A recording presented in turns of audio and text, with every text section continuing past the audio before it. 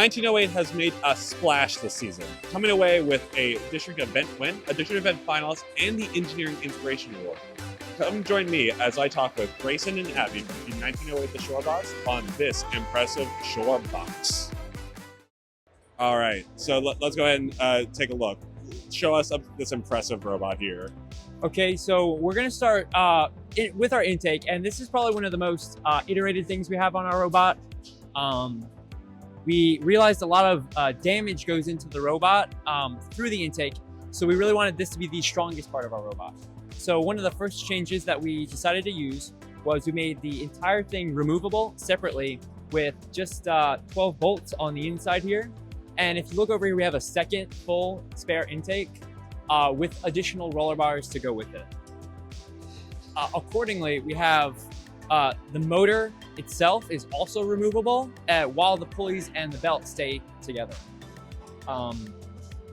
There's actually a chain of belts that run through the intake. So you can see that there are two on the motor side and there's one on the opposite side. And that allows for, if one of the belts comes loose, the entire intake still runs.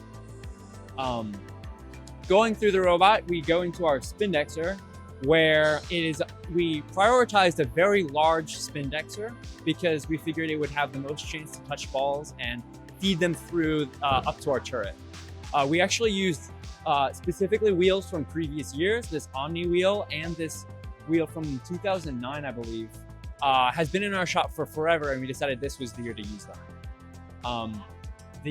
This ramp that is in front of the spindexer allows for the balls to come through and not get stuck in this dead zone that we used to have. And as well, if there are any stuck balls, we pump the intake slightly, and you can see there's a bar that goes across the front to get any remaining balls through. Following through the spindexer, we actually pass by the turret, or the climber here, which doesn't get a lot of use in our district, but this allows us to climb in auto and in-game for L1. We were able to package it really nicely, and we were able to use on-shape to find the center of gravity of our robot to allow us to put the hook in the right spot so we aren't off balance while we climb. Before we get to our next segment, we'd like to thank the following. True competitors know that every second counts. That's why Kettering University challenges you to dive in right away as a first-year student. Participating in robotics programs helps Kettering students secure a valuable co-op. Whatever your interests, Kettering gives you more space to work faster and win faster. Learn more at kettering.edu/first. Oshcut is the premier metal cutting service for first teams. No minimum order, options for same-day turnaround, 3D tube laser cutting, and with nearly 500 variations of metal in stock and ready to cut. Just upload a file and claim your 50% off discount when you scan the QR code or go to funroboticsnetwork.com/OSHCUT. After that, we go into the tube here that we call it, which is just two kicker wheels that spin in opposite directions through a chain and belt with a Kraken X60 here in the back. And they feed the ball very evenly. We actually have smaller wheels in the middle to allow sort of self-centering as the balls come through. And then after that, we come into our turret, which besides the intake is the other most iterated part of our robot, where week one, we actually didn't have these top rollers and it was just a single 3D printed piece. But as the season has gone through, we've actually iterated this and allowed it to be more redundant and a lot more effective. We're powering it with two Kraken X60s, and if you actually look at the turret, it doesn't have an adjustable hood, and we use adjustable speeds to determine the distance of our shots. It's a connected chain just like the intake through all the pulleys and gears that allow us, if we ever lose any one belt, the entire still runs. We were having a lot of issues with our turret wiring in week one, but we were able to come up with this linear system that we've seen other bots use, and then we iterated it on our own to create what we have here. We are a NASA house team, and that allowed us to have access to a very large water jet, which allowed us to have a really low weight compared to the amount of metal that we used. And that put us at like roughly 109 and allowed us to stay underweight while also having all the material that we needed. That's it for the mechanical part, and I'll hand it off to Abby for code. So our whole turret here is completely automatic. So it is a 360-degree turret to be aimed from anywhere. Our dead spot is facing our intake, so we can still be intaking from anywhere on the field and still be shooting at the same time. Our vision is run through 2 Limelight 4s on the back of the robot. The wiring actually travels down through these 1x1s for no exposed wiring at all, so you can't actually get to any of it. All of the electronics are also underneath the robot in a belly pan, upside down, so they're completely protected and aren't taking up any other space on the robot. The turret, we have shoot on the move code, which we read the velocities of our swerve drivetrain in order to figure out the offset that we need the turret to aim at while we're driving. Again, it is fully automatic, so the wheel speeds adjust based on our distance from the hub. We have the hub set at a coordinate, and then our pose is gotten from our 2 vision limelights.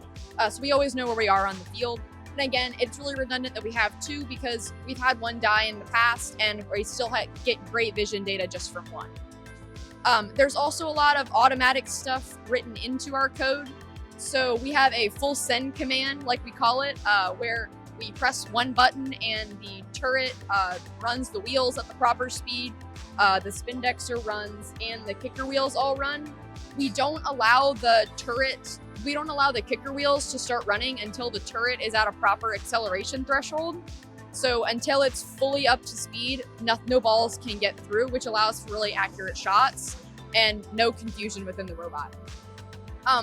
We also ran into a lot of issues in our week 1 and week 3 events with jamming within the spindexer. So we actually have unjam code. We are reading the stalling rate of the spindexer.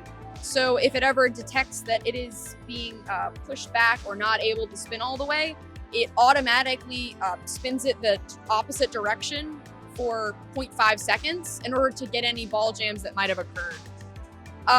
The intake also automatically goes up and down while we're shooting in order to get any of the balls that might have fallen into the dead zone, like Grayson said. And we also have rotational shoot on the move. So it also reads the turning speed of the swerve drive motors and offsets for that within the turret. We had to do a lot of math for that one. I'll actually show the unjamming stuff. Grayson, will you come? Run the full send.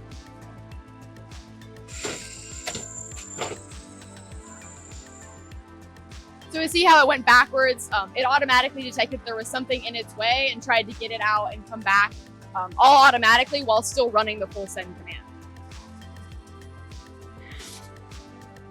So the turret's automatically aiming because that's one of the tags that's usually on the front of the hub. So it automatically knows that that's where it should be.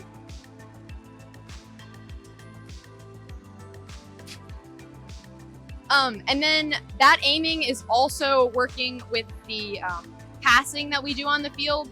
So when it crosses the axis that the trench is on, it knows that it should be aiming at a different spot on the field. So it should be aiming at our section of the alliance zone when it's in the neutral zone of the field. And we don't have to do any of that manually. It's all automatic based on where it knows it is on the field. All right. Well, on behalf of Fun, thank you so much for taking the time out of your day. It was really great meeting you guys, and good luck to you guys in the rest of the competition. Thanks for watching. Don't forget to like, subscribe, and click the bell to stay up to date on future fun videos. Osh Cut is the premier metal cutting service for first teams. No minimum order, options for same-day turnaround, 3D tube laser cutting, and with nearly 500 variations of metal in stock and ready to cut. Just upload a file and claim your 50% off discount when you scan the QR code or go to funroboticsnetwork.com/OSHCUT. True competitors know that every second counts. That's why Kettering University challenges you to dive in right away as a first-year student. Participating in robotics programs helps Kettering students secure a valuable co-op. Whatever your interests, Kettering gives you more space to work faster and win faster. Learn more at kettering.edu/first.